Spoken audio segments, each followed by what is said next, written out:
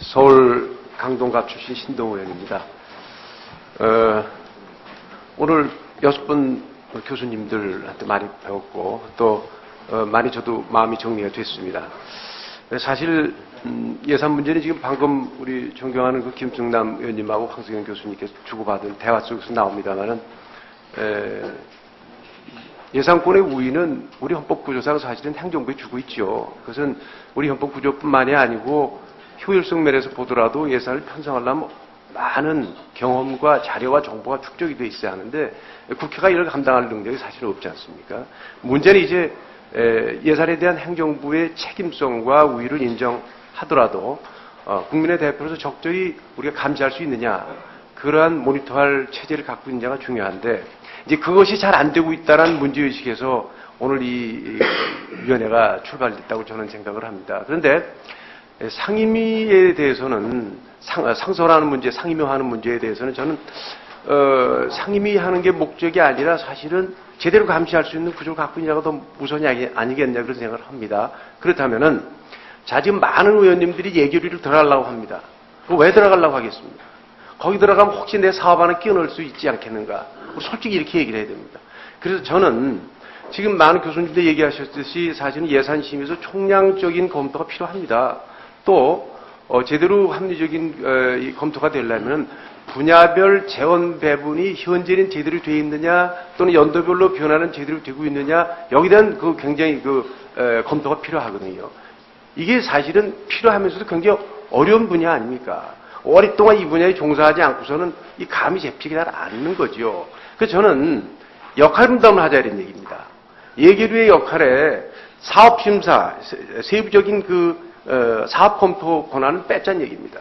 그걸 상임위로 다 돌려서 총량적인 검토와 분야별 재원 배분은 이걸 예결위 권한을 두고 그 다음에 이제 분야별 시일링이 정해져 있기 때문에 그 부처의 예산 심사 편성을 해가지고 오면은 거기에 대한 심사 과정에서 예결위에서 삭감하는 거 삭감하고 추가로 하더라도 그 시일링 범위에서 한다면은 그 권한을 인정한다면은 아마 예결위를 몰려가는 과정 필요 없을 거고 1년마다 그렇게 안 바뀔 겁니다. 잘하는 분이 여러 해 한다고 그래도 별로 반대 저는 안 할 거라고 생각합니다. 그렇게 되면은 자 그렇다면은 이렇게 역할 분담을 제대로 해서 사업심사권을 상임위에 준다면은 이게 우선 현실적으로 굉장히 해결이 가능하죠. 어떤 우리가 제도 개편하려고 그럴 때 상호 말하자면 그 이해관계에 따라서 개혁이 어려워질 때 상임위에서 자기 자체 사업 시일링 범위 내에서의 사업심사권을 갖고 있다면은 이것이 보장된다면은 아마 저는 많은 지금 문제점이 해결되지 않겠는가. 그렇다면은 오히려 예결위에서는 총량 검토나 분야별 재원 배분 또는 변화하는 그 행정 환경에 맞춰서 재정수에 맞춰서 어떻게 이거 분야별로 어디를 깎고 어디를 조정하고 늘려갈 수 있겠냐는 문제에 집중할 수 있지 않겠느냐. 이렇게 해서 만약에 분야별로 필요할 경우는 상임위와 예결위와 그때는 이렇게 상의를 통해서 조절할 수 있고 이렇게 하다면은 예결위의 인원도 지금보다 대폭 축소가 가능하고 또 연임도 가능하면서 이렇게 축적되지 않겠는가 이런 생각을 합니다. 저는 그래서 황승현 교수님 의견에 많이 동조를 합니다만 의견 한번 주십시오. 예. 근데 지금 말씀하신 것 중에서 일단 예결 특위 체제에서 50명을 해갖고 뭐 많이 들어가려고 하고 이렇게 1년씩 하는 그런 문제점도 있지만 저는 그거에 긍정적인 측면도 있다고 봅니다. 뭐 각 지역의 굉장히 다른 시각들을 좀 골고루 반영할 수 있는 기회를 준다는 그런 측면도 있는 것 같고요. 그리고 그러니까 그게 이제 긍정적 측면도 있다는 말씀이고 그다음에 지금 예결이 이제 사업을 조정하는 권한을 좀 빼앗자는 말씀에는 조금 동의하기 힘든 것이 보통 이제 총량에서 실링을 주면 많은 문제가 해결된다고 하지만 실링을 제대로 주는 것 자체가 굉장히 힘든 일이고요.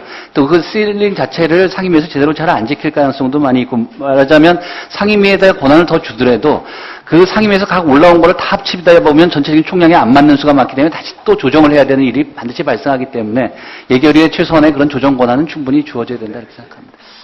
지방재정에 대해서 하나, 저는 이번에 이원희 교수님께 묻겠습니다. 아까 지방소비세 문제나, 또는, 이런 것이 다 국가보조사업 같은 걸 총괄적으로 검토해야지 단편적으로 검토해서 안 된다는 면에 아주 동감을 합니다. 저는 사실 지금의 지방재정 문제를 엉뚱합니다만은 우리 황 교수님이 지적하신 많은 재정 수요를 감당을 증세를 안 하고 지금 감당하려다 보니까 이게 옆으로 튀지 않았나 그런 생각이 듭니다. 아무리 지금 지방소비세 올려주고 지방교부세를 비율을 올린다 하더라도 지금의 국고보조사업 체제로 해서 매칭이라는 이름 하에서 지방 세원을 빼간다면은 이거는 사실은 의미가 없어요. 그래서 총괄적으로 검토한다고 생각하는데 조금 구체적으로 짚어주시겠어요? 어떤 의미의 총괄을 얘기하시는지. 지금 중앙과 지방의 관계에서 조정제도가 이루어지고 있는 게 교부금과 보조금이라고 했을 때 보조금 사업은 저희들이 봤을 때 지방자치단체를 심부름 센터로 만드는 걸라고 보고 있습니다. 중앙이 돈을 줘서 일을 시키는 소위 지방재정 정책 선호도에 개입을 하는 것이라고 보기 때문에 근데 재미나는 게 최근에 국고보조의 비율이 계속 늘고 있습니다. 그러니까 지방세를 확충하든가 교부세가 아니라 보조금이라고 하는 걸로 가고 있기 때문에 지금 현재 보조금 존치평가도 하고 국회에 보고도 되고 있는 걸로 알고 있습니다. 그래서 보조금 자체의 실효성을 한번 재평가를 해야 되고 앞에서 매칭 비율을 말씀하셨는데 부담률 그것도 100%에서 뭐 30% 이렇게 단계가 있는데 그것의 논리적 근거도 사실은 부족합니다. 어떤 거는 80, 어떤 거는 왜 50인지 차제에 보조금 사업의 타당성 자체를 검토해서 폐지할 거. 보조금 자체를 지방으로 이양해버리면 그만큼 국고 부담이 주니까 세금 늘려주는 것에 대한 논거도 있을 것이고 그런 의미에서 대상, 보조율 이 전체를 다 한번 봐야 되고 아울러서 그런 일반 회계에서의 국고 보조금뿐만 아니라 광특회계에서 이루어지고 있는 보조금 사업도 같이 한번 다 보자는 의미에서 포괄적으로 보조금을 보자 이렇게 제가 말씀드렸습니다. 네, 아이고, 잘 들었습니다. 이사님.